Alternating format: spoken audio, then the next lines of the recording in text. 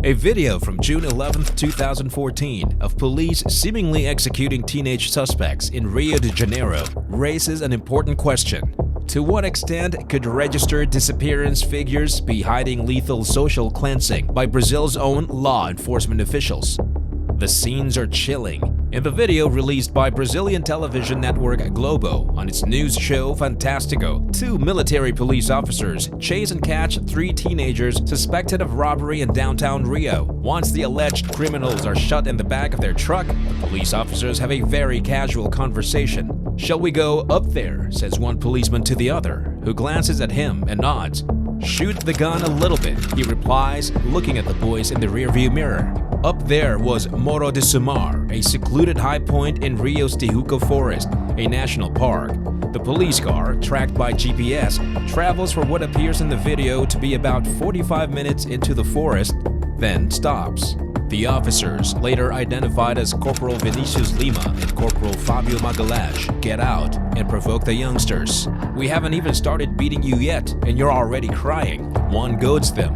The officers then get back into the vehicle and drive for another minute before getting out again, laughing as they do. Magalhães mimics shooting his gun, then gets back in the car and smiles. Lima shouts at the boys, "Stop crying, damn it! You're crying so damn much. Be a man, damn it!" 2 minutes later, they reach the top of Morro de Sumar. One teenager is escorted out of the truck and away for reasons that are not clear. Then, the cameras stop rolling. By the time the camera starts again, the officers are back in the car, driving down the hill with no one in the back. They pass the first boy who was taken out of the truck walking down the road and signal for him to get back in. "If there's any whisper about what you saw up there with us, we will be after you. Are you listening? You're going to pretend that nothing happened," says Magalhães. That boy is dropped off shortly afterward in central Rio. 5 days later, the body of Mateus Alves dos Santos, 14, was found at the top of the hill. The other boy, however, miraculously survived. Identified only as M for his own protection, M told Brazilian investigative news site Publica that he had the luck to be taken out of the car before Mateus then was made to lie on the ground. "This one's finished," he heard the officers joke before they shot M in the knee with a pistol and in the back with a rifle. M heard more shots and then felt Mateus's body fall on top of him. The third boy, found later by investigators, revealed he had been let go before the execution took place because he knew a friend of the officers. The officers kicked the boys to check they were dead before driving off, M said. In additional footage released later by Fantastico, Lima and Magalhães discussed the killings. On camera, Lima says, "2 down. If we do this all week, it will keep going down. We hit the target." The officers have not said publicly what they meant when they said target.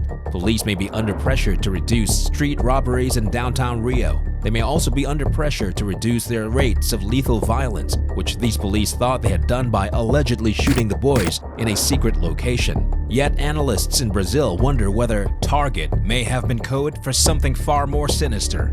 Police brutality in Brazil has been widely documented.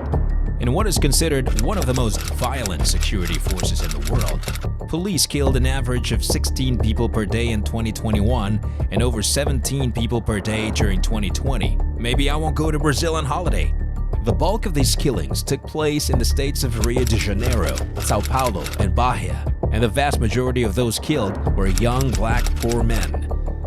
Many of these recorded killings take place in favelas during police operations against drug trafficking. Many occur when officers legitimately believe their lives are in danger or when they make careless decisions in the heat of the moment. However, there are also many arbitrary executions. What was particularly disturbing about Lima's and Magalhães' actions was their calm and premeditated nature. The officers were not mid-operation, were not facing any kind of threat, and did not appear to have an excess of adrenaline running through their veins when they made the decision to kill.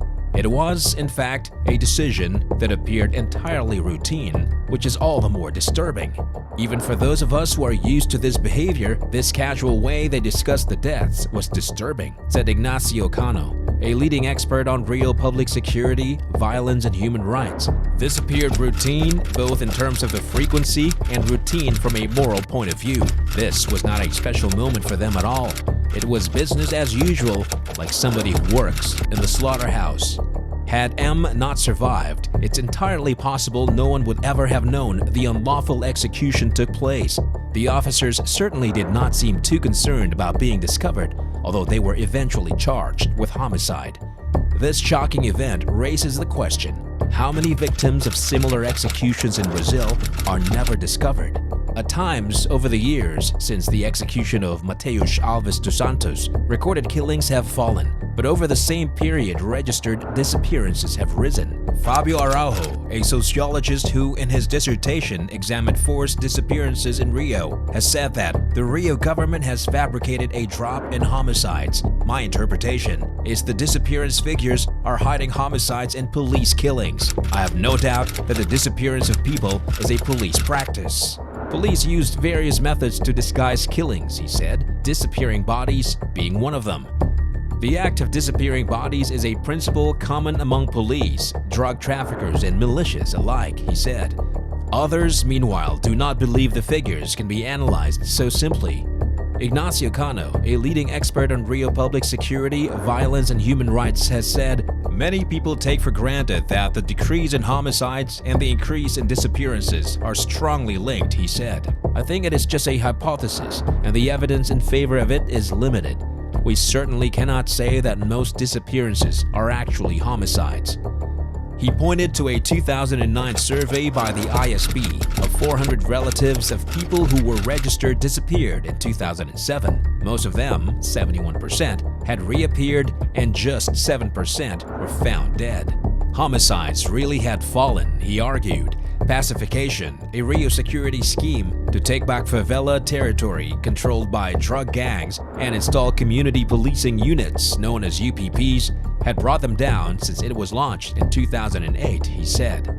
Even more significant had been the introduction of salary bonuses for officers who reduced their lethal violence, which had been very instrumental in bringing down the number of people killed by police and homicides in general.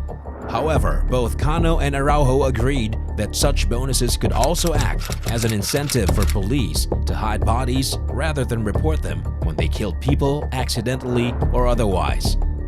Sadly, this seems to have been the case in the brutal execution of teenager Mateus Alves dos Santos.